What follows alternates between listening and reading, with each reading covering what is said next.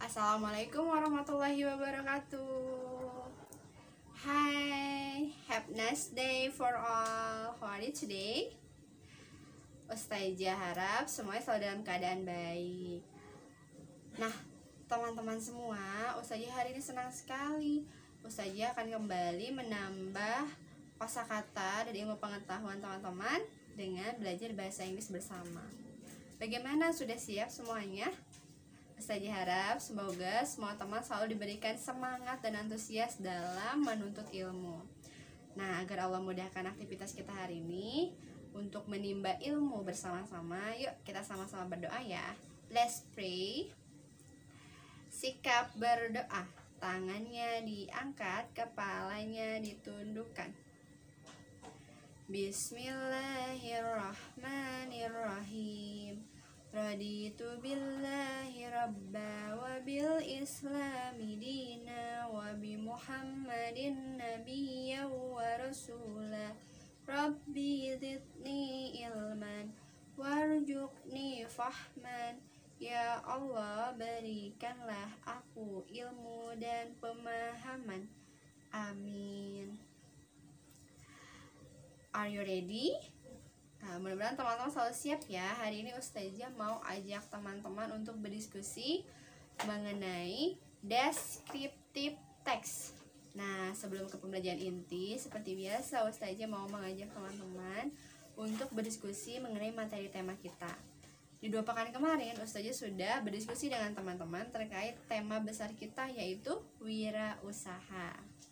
Masih ingat wirausaha itu apa?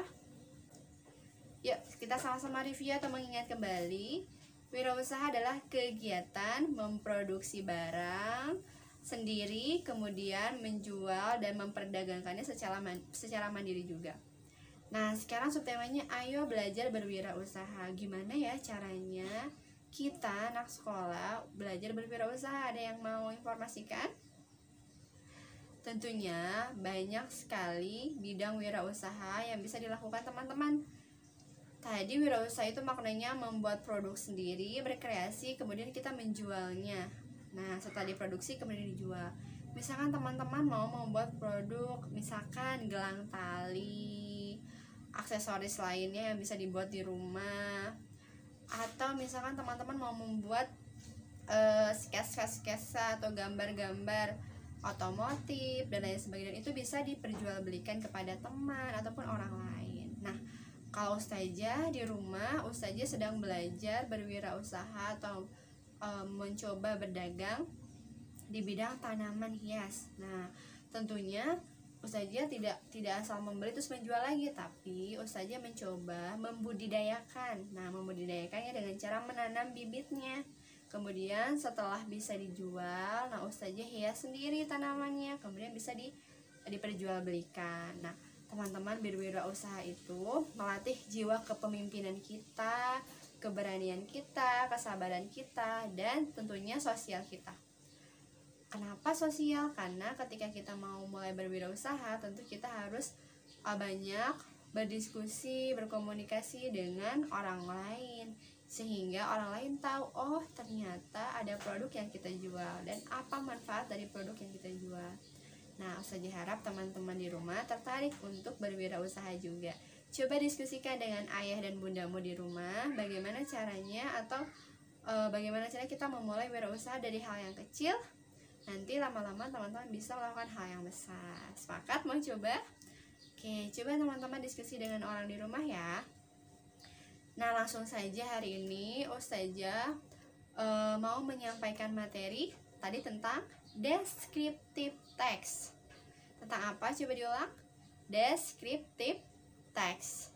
Nah, kemarin teman-teman juga pernah belajar teks. Jenis teks apa yang pernah Ustazah sampaikan? Ya, betul, procedure text. Nah, hari ini Ustazah mau teman-teman mengingat kembali. Mungkin teman-teman pernah belajar ya di kelas 5 tentang descriptive text. Descriptive berasal dari kosakata describe. Describe itu artinya menggambarkan suatu hal.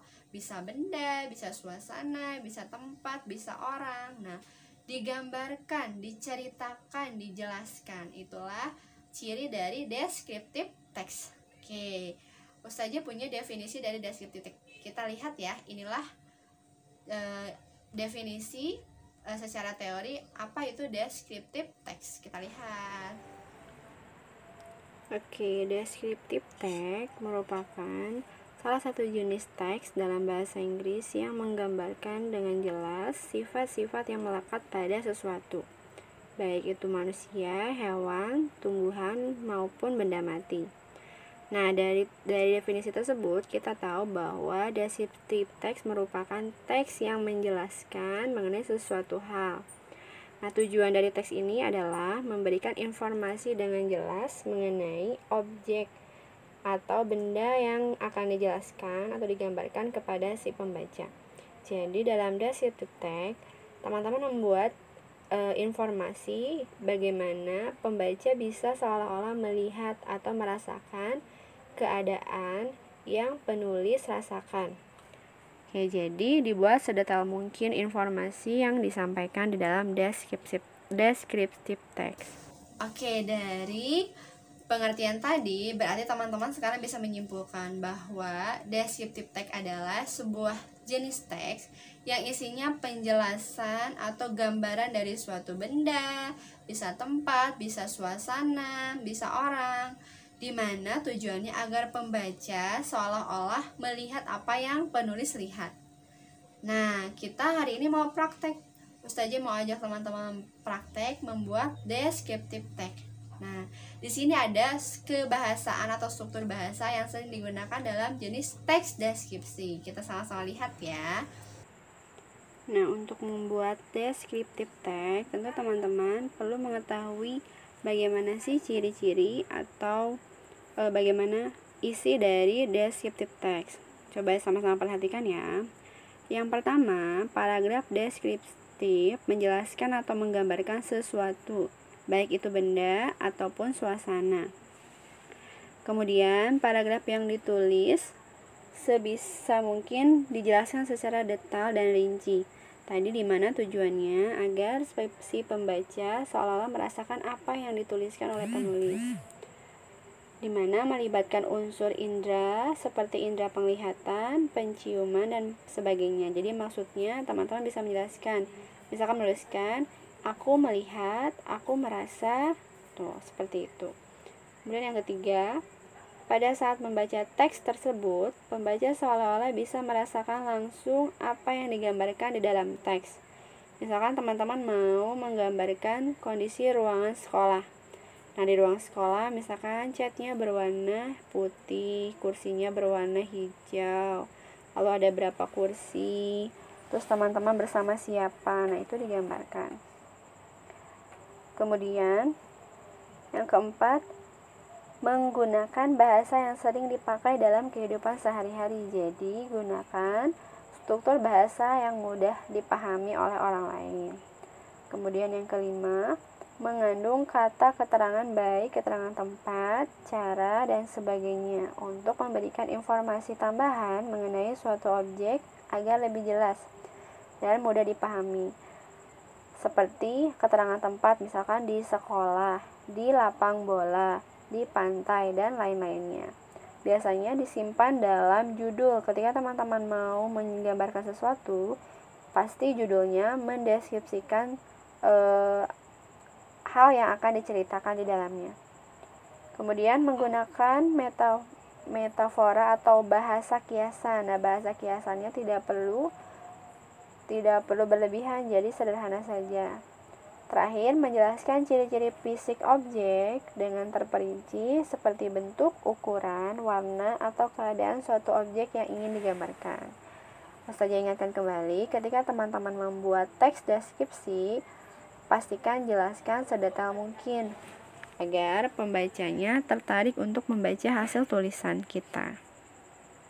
Selanjutnya, struktur kebahasaan deskriptif teks. Nah, yang pertama biasanya menggunakan simple present tense.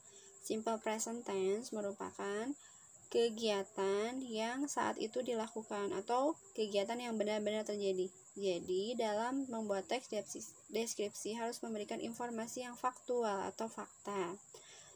Kemudian menggunakan banyak kata sifat atau adjektif.